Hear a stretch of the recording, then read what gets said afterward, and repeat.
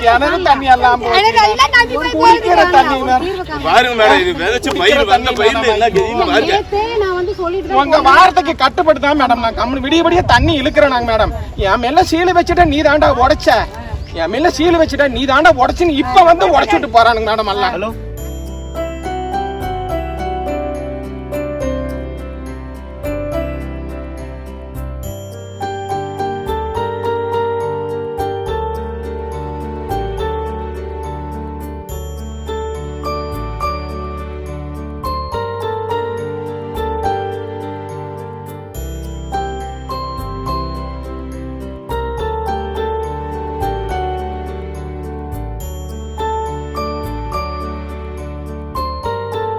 நேற்று வந்து கரை பிடிங்கிட்டு போச்சு.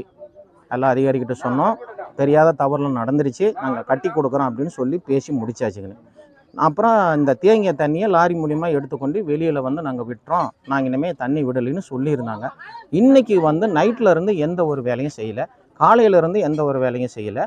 இப்போ கொஞ்சம் நேரத்துக்கு முன்னாடி வந்து இருக்கிற தண்ணி எல்லாம் உடைச்சி விட்டு எல்லாம் போயிட்டாங்க.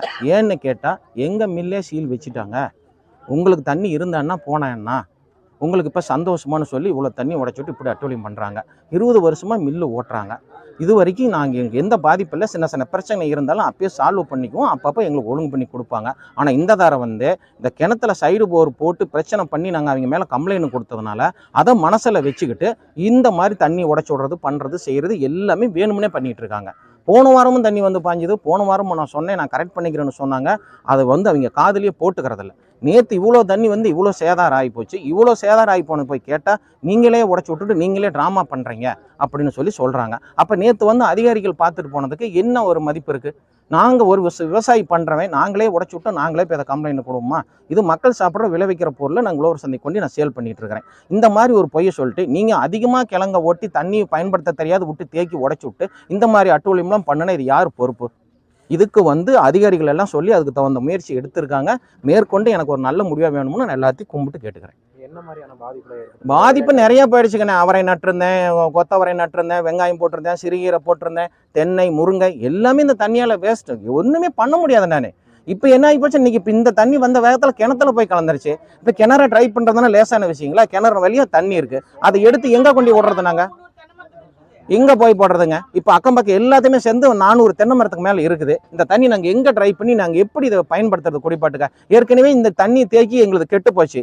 கெட்டு போனதுனால நாங்கள் பஞ்சாயத்து தண்ணி வச்சு தான் நாங்கள் புலப் பண்ணிட்டு இருக்கிறோம். இப்போ இந்த தண்ணி சுத்தமாக போனதுனால எதுவுமே ஆடு மாடு யாருக்கிட்டுமே இல்லைங்க, யாரும் நாங்கள் வச்சிருக்க முடியாது. ஏன்னா அந்த அளவுக்கு தண்ணியில் கெமிக்கல் இருக்குது. தண்ணி தேங்குற இடத்துல வந்து நல்லா தான் இருந்துச்சுங்க கரை. அதை வந்து இன்றைக்கி ஆளுங்களை விட்டு வெட்டி விட்டாங்க.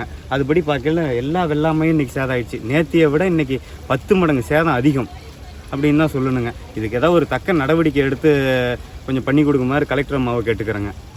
எவ்வளோ பாதிப்புனா என்ன மாதிரி பாதிப்பு? இப்போ என்ன மாதிரி பாதிப்புனா எல்லா வயல்லையும் தண்ணி பூந்துருச்சுங்க. கிட்டத்தட்ட ஒரு 20 ஏக்கரா, ஒரு 15 ஏக்கரா, மினிமம் ஒரு 15 ஏக்கராக்குள்ளே தண்ணி பூந்துருக்குங்க.